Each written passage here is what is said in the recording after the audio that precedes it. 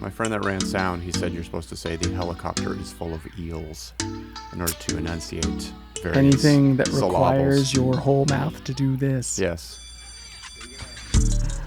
Welcome back to Sermon Rewind. My name is Todd, and with me, as he is most of the time, I shouldn't say always, most of the time, we have had a guest once.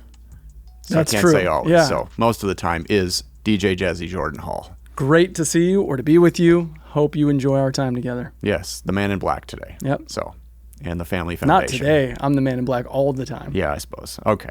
All right. We won't have you start singing Johnny Cash songs. But I should. You should. All right. We are still in Thessalonians, 1st and 2nd. Mm-hmm. We are going through at a rapid pace through those rich and probably fair to say complicated books in some ways. Fair enough, yeah. It's the last sermon in 1 Thessalonians this week. So the scripture for this week was 1 Thessalonians 5, verses 1 through 11. Mm-hmm. The title of the sermon was Final Warnings, Laziness. Yep. Okay, pretty straightforward. Couldn't be more so. So let me start with something you were talking about. You were talking about fire, which I will get to. But I wanted to give you more opportunity to unpack just for a moment a comment that you made about being a Christ follower in America. Okay. And specifically the fact that it's pretty easy in the United States to be a Christian. Sure. I tend to differentiate, not that they're different, but I tend to differentiate someone that labels themselves as a Christian and somebody that labels themselves as a Christ follower. Yeah. That's for me. It doesn't. Sure. I can still use the terms interchangeably, but talk about that just for a moment, because I imagine some people might take exception to that. They might say, no, it's hard because there's people critiquing Christians all the time, and there's media, and it's hard to stand up for my beliefs, and it's not popular, and there's lots of things that I believe that are not compatible with the way society wants to live their lives on a variety of ways. So people might say, no, it's not easy. It's hard. What would you say to that? I don't want to sound insensitive, but no, it's not. And I say that because for example, none of the things you described are sending you to the guillotine. Okay?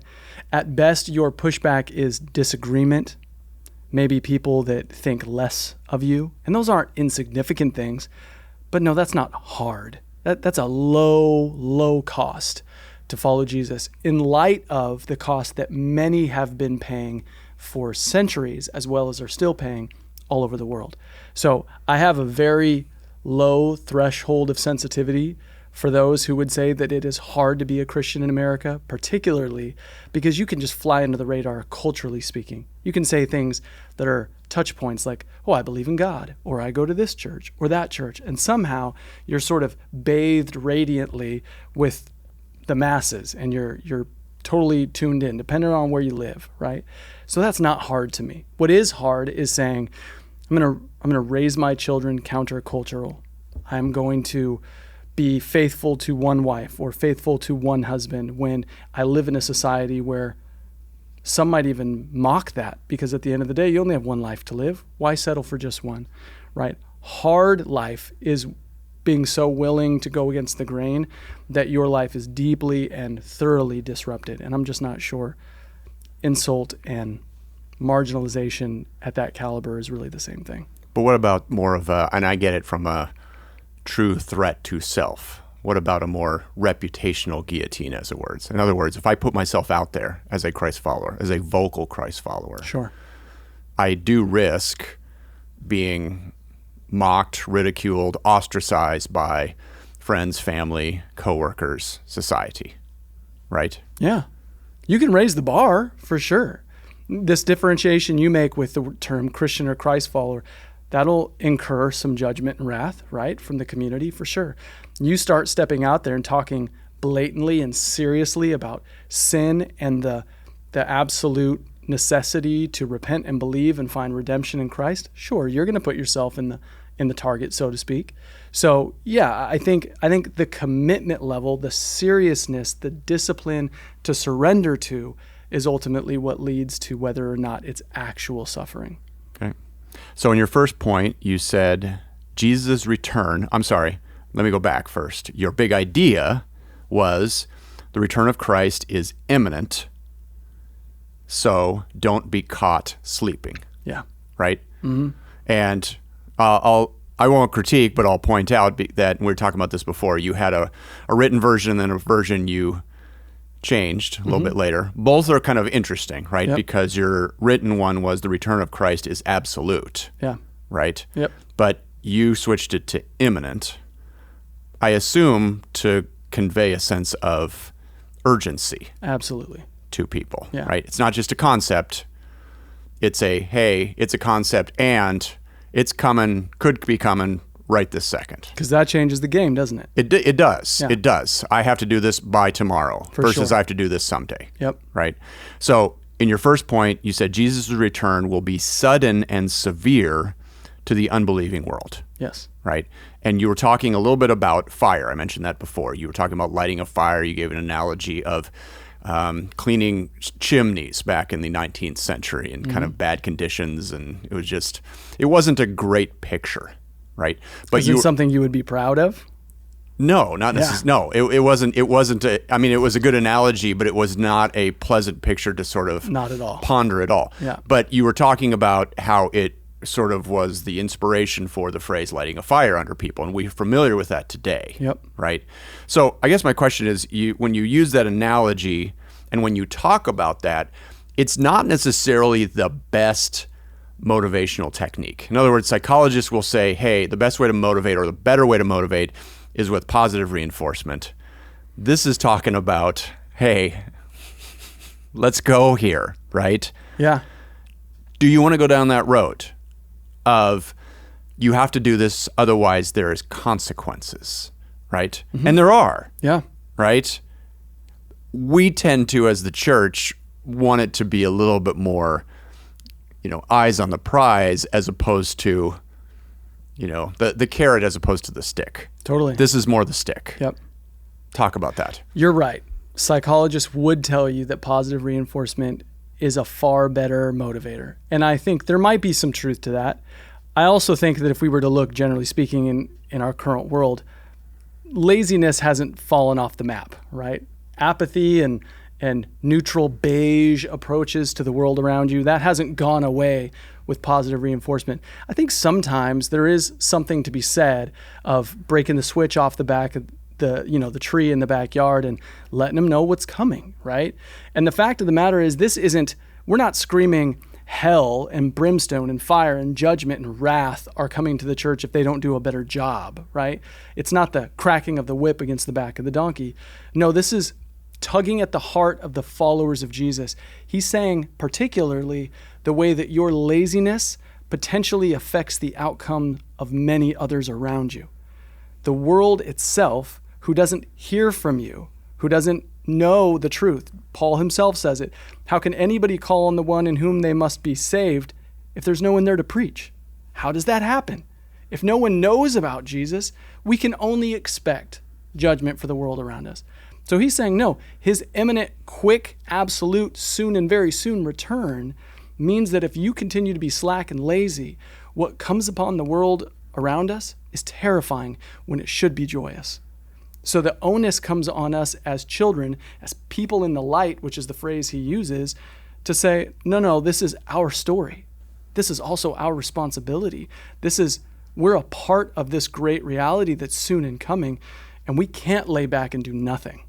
Does that make sense? It does. Yeah. It does. So we were talking a little bit earlier about the urgency piece. Yep. Right? And people have thrown this out, not just from a spiritual standpoint, but just like a humanistic standpoint. If I said to you, okay, I can see the future and I know you're going to die at the end of the day tomorrow, or Christ is going to return at the end of the day tomorrow. Yeah. Right? What are you going to do differently? Are you going to get up in the morning and just make your breakfast and answer some emails and go to a staff meeting? Are you just going to do your thing? So I ask you a lot of sort of balanced questions, right? Because on the one hand, we need to be thinking about the big picture of who we are and how we fit into God's kingdom. Yep. The pragmatic piece says, I do get up in the morning and take a shower and get dressed and go to work and that sort of thing. Yeah. So how do I strike a balance between a mindset of Jesus could be coming back any day versus I need to make a grocery list and go get the oil changed on my car? Yep. How do I sort of exist in that very different way of approaching life? It's a really tough thing to answer that question, isn't it? Because it is. I think That's why I asked it. I think balance is impossible if that truth is really believed. Balance gives us this impression that it's like 50-50, right? That the scales are just even on both sides, that we're doing equal amounts of both. And we know that's already not the case, right? We know the bulk majority of people's lives are surrendered to the 9-to-5 and surrendered to the planning and the processing and buying school clothes and going to the grocery store and taking kids to soccer practice. We know that it's more like a 80-20, right? We know that. And 80-20 might be generous. So the better maybe way of approaching that is to say, why is it so imbalanced? Why have we filled our days primarily with things that will be soon and soon going away, or things that don't certainly carry the same amount of weight that the 20% does? And I think the reason for that, or maybe the better way of thinking through of balancing those two things out, is first answering the question, do I actually believe this? Like, do I really, in fact, believe this? We can say it, right? And you can say it romantically and poetically, and you can get all of the juices flowing for everybody. But to really believe that in a moment's notice, Christ could return, and all of the expectations that he's had for the world could come to bear in a moment, should that affect the way that we plan out our days and our weeks and our time? And not so much of what I think is often the kind of American response to stuff, which is, oh man, I'll make sure to do a couple more minutes of devotional reading in the morning. No, that's not an adequate response to what we're talking about, right? If Jesus is returning, it means your neighbor across the street, if they do not know him, if redemption has not seized that man's heart, if Jesus is not before his or her eyes in a way that changes them radically, the gospel has not been preached, then sure and sudden judgment, like a thief in the night, like birthing pains that you can't stop once it starts, they'll come upon him. No, that sense of urgency should arrest us. It doesn't mean that we can't go to soccer practice, but it means while we are at soccer practice and cheering on our children, we are also thinking about the people sitting next to us and wondering to ourselves, is there a chance they don't know? And oh Lord, how would you lead me in these few minutes that I have here to plant a seed in them, to challenge them, because you are coming soon. It's a melding of both worlds. It's not 1 foot over here and 1 foot over here. It's thinking when we're at the grocery store and we're shopping, can I talk to that lady over there who's also in line getting meat at the counter? And what could I say? What should I say? How could I prepare myself in and out of season to give an account of the hope that I have in this brief interaction? Christians don't think like that because we don't feel that sense of urgency, because my fear is we don't actually believe that. We don't really believe he's coming. I said in the beginning of the sermon, it's been 2,000 years already. It's easy for us to get in the swing of, it's not very likely he's coming anytime soon, right? At least not during our lifetime. For sure. My lifetime. Yeah. And we can get caught up in that, and right? That affects everything. It does. And that is something I'm guilty of. I think a lot of people are guilty of, because we do look ahead to our earthly life. Yeah. Like I'll say, okay, this weekend I'm going to do this. Next week I need to do this. At the end of the month I need to do this. Next year I'm hoping to do these things. In the next 5 years I'm hoping to do these things. Is that all bad for us to have that mindset? Or should we kind of etch-a-sketch our brain a little bit and just say, look, there are no plans here, right? No long-term planning. We have to take every day, maybe a week, but probably every day, and say, what you got from me right now? So here's the thing no one wants to hear me say, because the expectation is the pastor is going to figure out some way to smooth this discomfort out. We should not do that. Jesus himself was pretty emphatic in the scriptures. Don't do that. Don't say, next year I'm going to go to this such and such town and I'm going to do business here, do business there. Don't live like that. Don't do that. And I don't know how we've navigated it, but we have gotten in this place where we're like, well, he didn't mean that literally. Maybe there's a spiritual undercurrent here, something I should glean from this. But no, he said, don't do that. Don't orient your life around 80 years of planning. Don't do that, because you have no idea either when I'm coming back or how long I'm going to graciously grant you on this earth. So instead, seize every day as if every day is all you have. Plan as much as you want to, but be so deeply focused in these moments that I'm giving you with these people that I'm giving you, so that you can bring out the very most for the sake of my kingdom and glory. I really think that's the case. So I would advise, and I think I even do it in my own life, where I'm like, oh man, I don't want to think 4 years in advance. That's weird, seemingly inappropriate. I've got this right now, and I need to be so vested in this and this relationship and this opportunity right here, right now. So I don't know. Personally, I think that it's a major mistake to do that.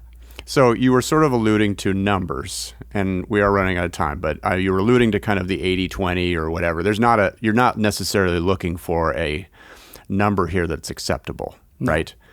You would probably, I shouldn't say you would probably, you might concede, hey, it's still okay to look at your calendar and say, if I'm going to go to this place, I need to make arrangements now for this. Sure. I should do a health checkup at the doctor, assuming I'm going to keep going for the next year. I shouldn't ignore all of that. Nothing wrong with that. Right.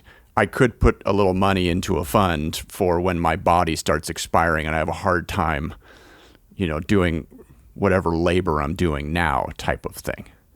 I mean, yeah, it's a conceding thing, right? Sure. And I know that's always a dilemma, because then you sort of feel like you are still trying to justify a little bit, right? It sounds like negotiating with God in Sodom and Gomorrah, where we say, well, could I spend 5% of my time thinking about, earthly things? What about 6? What about 7? Yeah.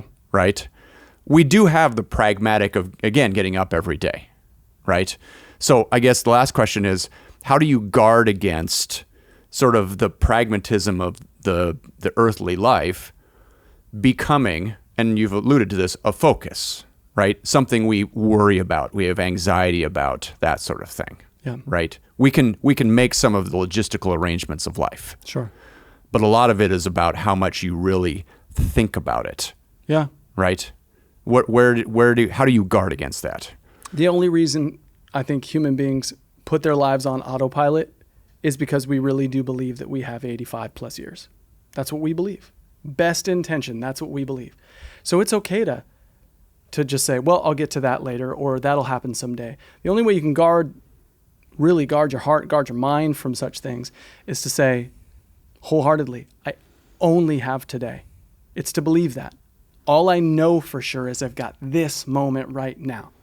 So I have to think differently about my interactions in the classroom, or differently about my interactions with my children and my spouse this evening, or different about the way that I'm going to go chat with my neighbor next door, or the way that I'm going to attend worship on Sunday morning, and what I intend to do with that hour and 25 minutes that I'm in that building, right?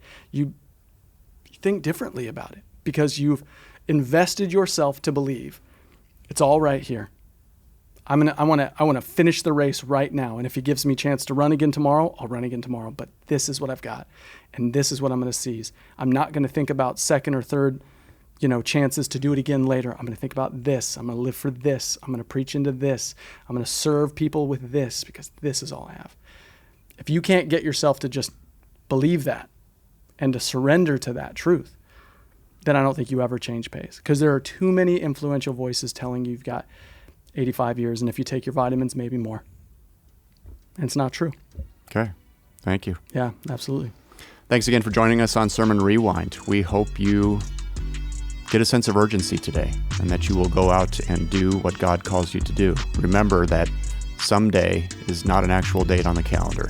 So whatever you intend to do it today. Thanks for listening. Grace and peace.